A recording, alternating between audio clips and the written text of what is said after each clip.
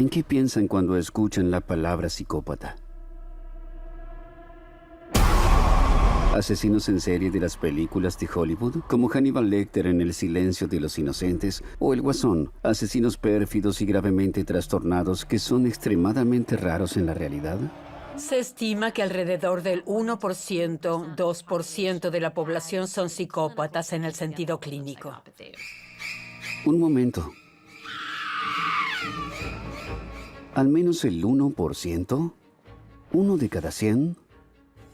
Así que todos conocemos a al menos un psicópata. Pero un psicópata entre nuestros conocidos, nos daríamos cuenta. Y eso es lo sorprendente, que a menudo pasan meses o años antes de que incluso las personas cercanas y familiares reconozcan el verdadero rostro de estas personas. Si los psicópatas pasan tan desapercibidos, ¿cómo los reconocemos? ¿Y podemos estar seguros de no ser psicópatas nosotros mismos?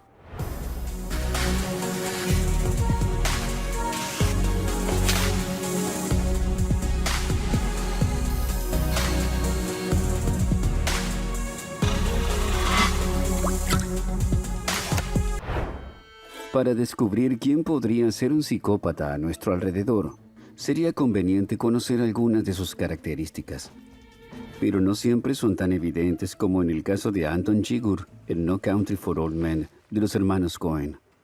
Un asesino a sueldo que obedece solo a sí mismo, que cruza los Estados Unidos en busca de $2 millones y usa una pistola de aire comprimido para matar a quien se cruce en su camino. Sir, the most you ever lost in a coin toss? I don't know. I couldn't say. Este personaje de la película muestra una enorme frialdad hacia el destino de los demás y también un bajo nivel de empatía. Eso significa que, como espectadores, no experimentamos fases de alegría o felicidad, pero tampoco de tristeza, emoción o ira.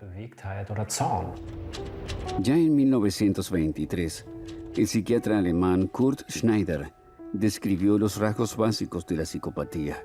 El principal era una especie de crueldad, la ausencia de emociones como la compasión, el pudor o la vergüenza.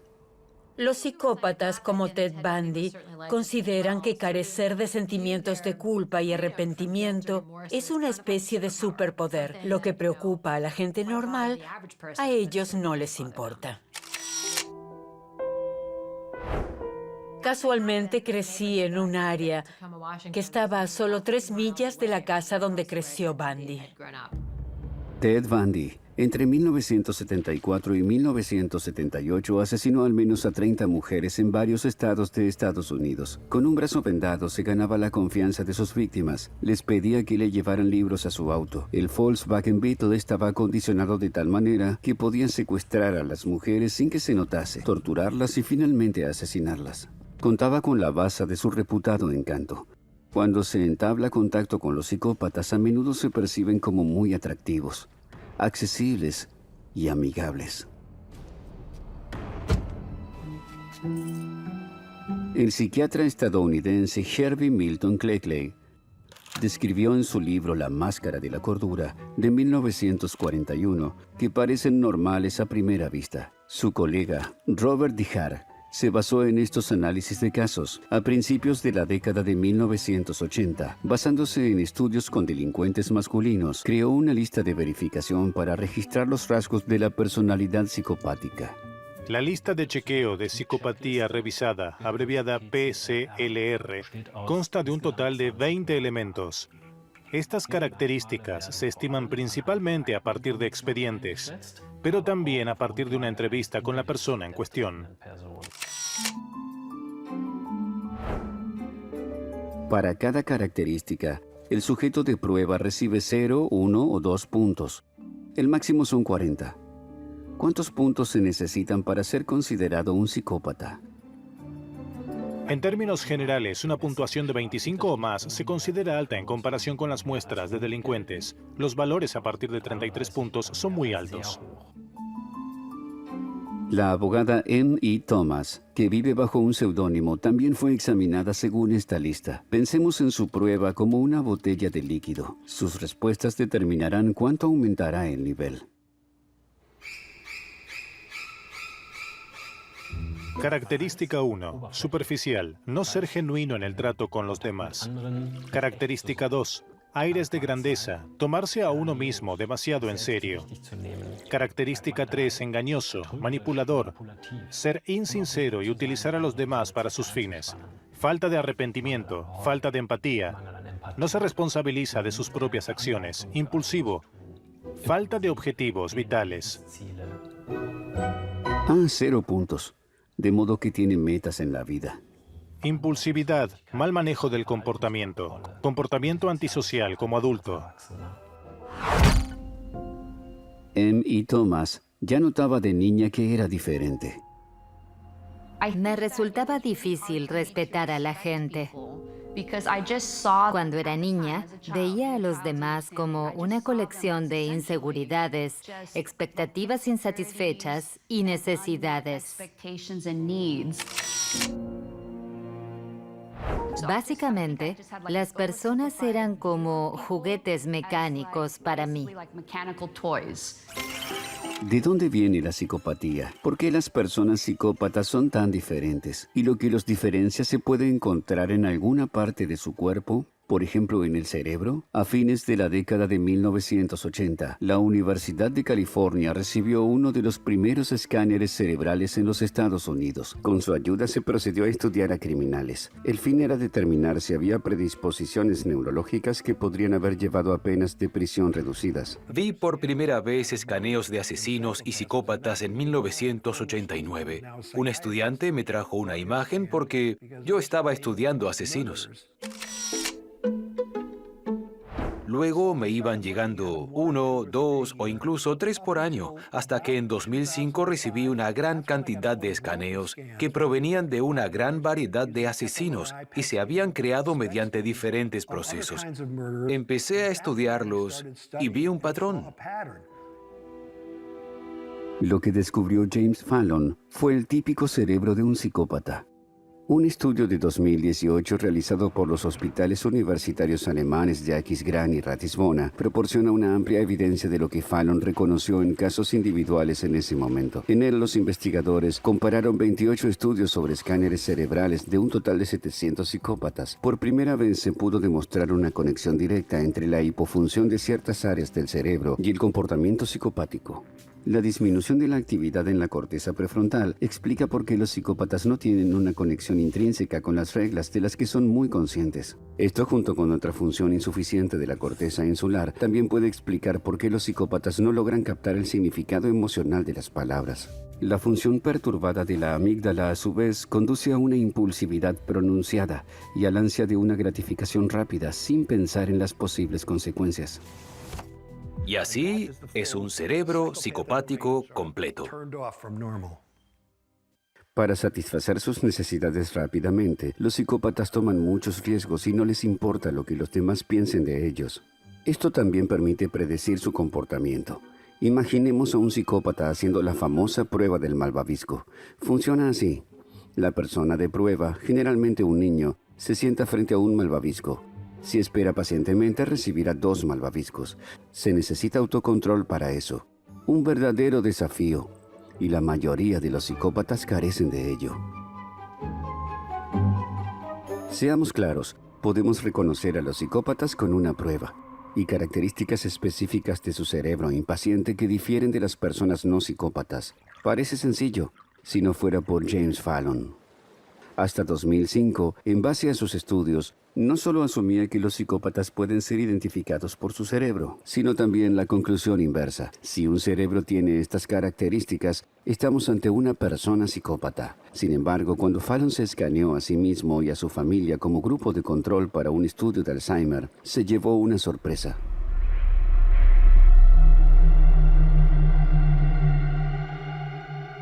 Revisé los escaneos de la primera persona, de la segunda, de la tercera, etc. Cuando llegué a la última, me eché a reír. Dije, ok, chicos, esto es una broma. Me han colado el cerebro de un asesino. Este es el peor patrón psicopático que he visto. Y ellos dijeron, no. A lo que dije, están bromeando. Esta persona no debería andar suelta. Luego quité la pegatina y miré el nombre, y ahí me di cuenta de que se trataba de mis resultados.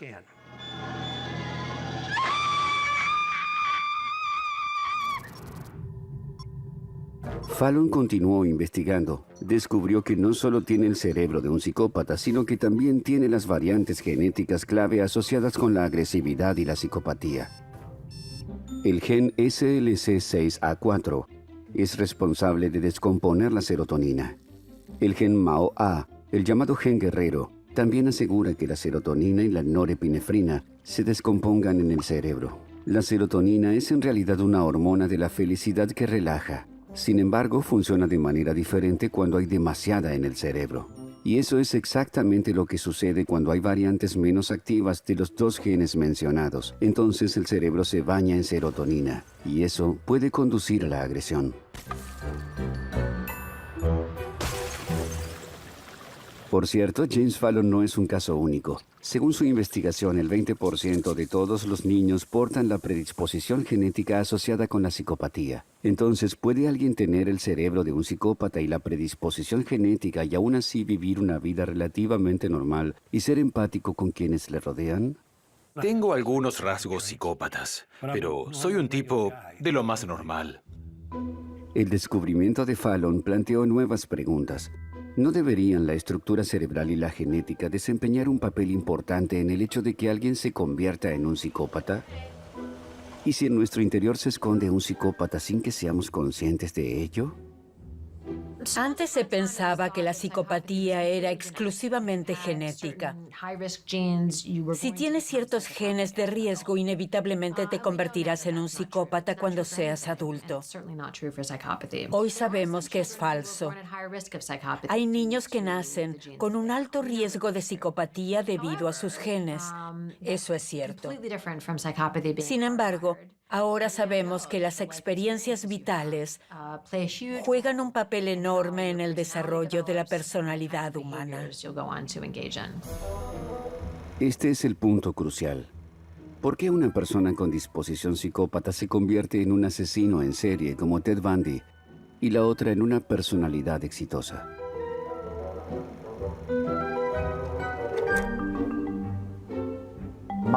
Algunas personas nacen con genes que las hacen propensas a desarrollar rasgos psicópatas.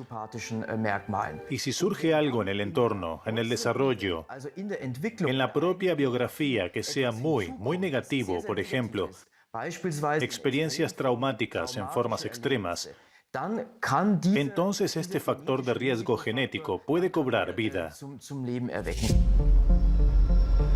Ted Bundy creció con un abuelo abusivo. Joel Rifkin fue separado de sus padres cuando tenía 3 semanas de edad, y Aileen Wuornos fue entregada a sus abuelos a la edad de 4 años por su madre, que entonces tenía 20. Cuando estas experiencias se encuentran con una disposición psicópata, una persona puede convertirse en un asesino en serie psicópata. A su vez, una crianza cálida y afectuosa puede convertir a un niño con tendencias psicópatas en un adulto perfectamente normal. La crianza cálida y afectuosa significa que se inculcan muchos sentimientos positivos y afecto. Muchos toques positivos, cariño con palabras y abrazos, tales cosas. Ese fue uno de los momentos reveladores. He sido protegido de mi biología por mi maravillosa familia. Mis padres en la playa. Así que una infancia amorosa es clave para evitar que alguien con tendencias psicópatas se convierta en un psicópata violento. Sin embargo, en el caso de Fallon, su entorno detecta ciertos rasgos psicopáticos, como la búsqueda constante de experiencias intensas o incluso peligrosas y un cierto grado de comportamiento manipulador.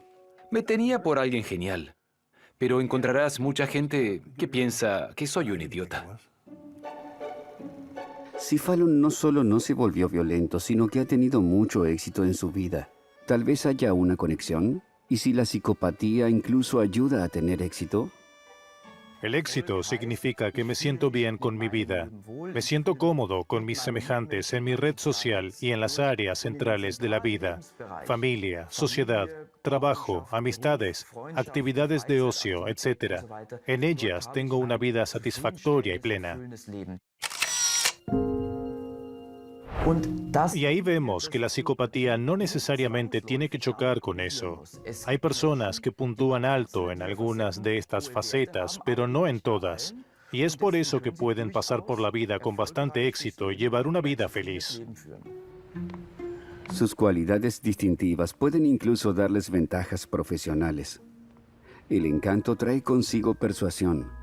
La baja timidez hace que las decisiones sean más rápidas y el dominio social se presta a posiciones de liderazgo. La gente siempre ha querido que yo lidere, desde la escuela primaria hasta ahora. Siempre se suponía que yo debía ser el líder, presidir un comité, convertirme en el presidente de la facultad, el director de la facultad en el hospital, recaudar fondos. Siempre se suponía que yo era el que debía hablar. Usar las malas cualidades sabiamente. En ninguna otra serie de televisión se ha exagerado tanto este principio como con Dexter, que utiliza su psicopatía para eliminar a otros peligrosos psicópatas.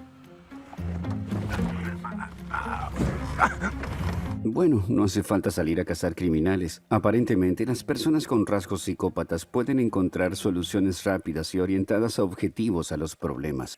Según un estudio de la Universidad Británica de Oxford de 2012, les gustan especialmente ciertas profesiones. Entre las 10 primeras están la de cocinero, cirujano y gerente de ventas. El puesto de dirección está en primer lugar. La personalidad psicopática obviamente puede usar mejor sus cualidades especiales, aunque no siempre sin riesgos. En recursos humanos, esto se conoce como la llamada tríada oscura. Está determinada por 3 trastornos de personalidad diferentes que a menudo coexisten. Además del narcisismo y la tendencia asociada a sobreestimarse, existe el maquiavelismo, es decir, un comportamiento muy manipulador y que establece sus propias reglas, y la psicopatía, que se caracteriza por la frialdad emocional. Cuanta más superposición haya entre estos trastornos, mayor será la intolerancia social y el daño potencial. Desde hace un tiempo se ha dado mayor importancia al registro sistemático de estos aspectos negativos de la personalidad que se registran en la tríada oscura, por ejemplo, en los centros de evaluación, para identificar a las personas que tienen niveles muy altos porque pueden suponer un riesgo para la empresa, la cultura corporativa, el éxito económico. Ahora hay una conciencia en los departamentos de recursos humanos de las grandes corporaciones del peligro que representan los ejecutivos antisociales.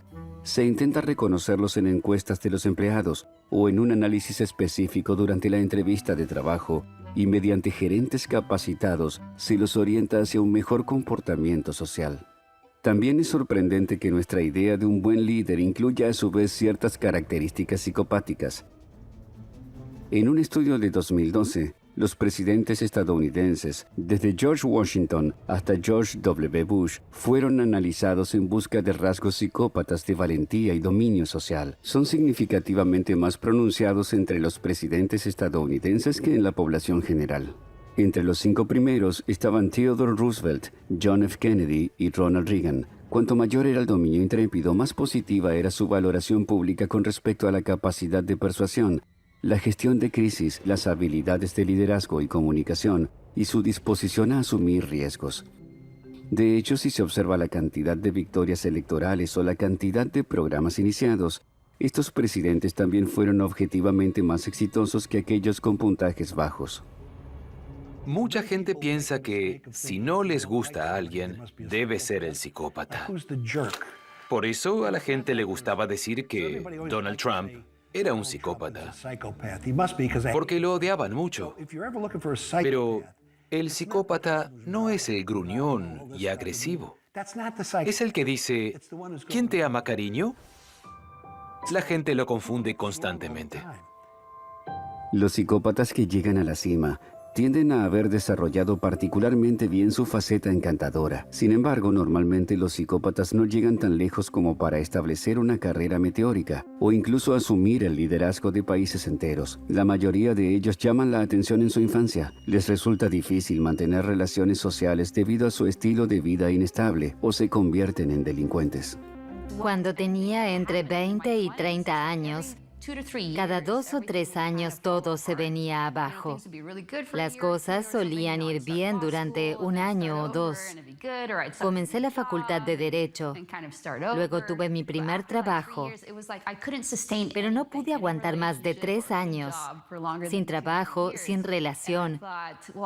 En un momento pensé que no podía pasarme la vida empezando de cero, especialmente con la esperanza de vida actual de más de 80 años. Serían demasiados nuevos comienzos. Fue entonces cuando comencé a reflexionar en lo que me pasaba y a querer averiguarlo. M.E. Thomas fue a un psiquiatra y le diagnosticaron psicopatía. No me sorprendió, sino que me sentí reivindicada.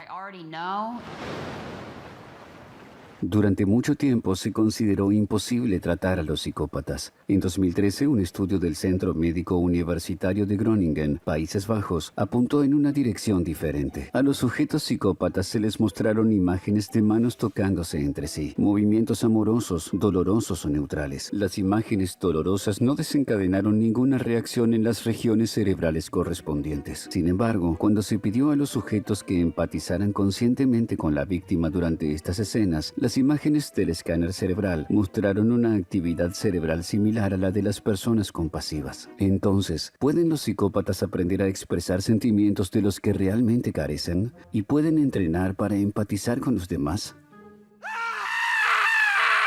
Las terapias de conversación son las que mejor funcionan, de cualquier tipo. La idea es desarrollar una comprensión nueva y coherente de la personalidad y las relaciones con otras personas. Para M.E. Thomas, la terapia fue como entrar en un nuevo universo emocional. He conocido el deseo, he conocido la ira y el sentimiento de felicidad. Pero de repente también sentí sentimientos complicados como arrepentimiento o envidia. Había tantos sentimientos diferentes que no siempre podía diferenciarlos. Entonces pensé, ¿qué es ese sentimiento? Tenía un cuerpo adulto, pero sentí ciertas emociones por primera vez. Se sintió como una segunda pubertad. Para los afectados, este desarrollo personal y emocional no solo es emocionante, sino sobre todo muy tedioso. Y no todos los psicópatas son tan reflexivos y tratables como M.E. Thomas. El tratamiento de los delincuentes psicópatas impone exigencias especiales a las personas que los tratan, pues los delincuentes psicópatas en prisión a menudo se destacan por su comportamiento muy exigente, a veces también altamente manipulador. La persona debe desear genuinamente la terapia. Y los psicópatas suelen ser narcisistas. Se creen los más grandes. Y si crees que eres genial, ¿para qué necesitas terapia? La sociedad se protege de las personas psicópatas que no son conscientes de su realidad. La psicopatía no se considera un factor para la reducción de una pena. Al contrario, la condena de un psicópata puede ser hasta 3 veces superior a la de un delincuente no psicópata. Sin embargo, el psicópata estereotipado no existe. La psicopatía es multifacética y no predeterminada. Los niños psicópatas tienen buenas posibilidades de desarrollarse adecuadamente si se les trata con cariño. Los adultos pueden ser tratados con el proceso reflexivo adecuado. No debemos olvidarlo, a pesar de los pocos casos graves que con razón nos asustan.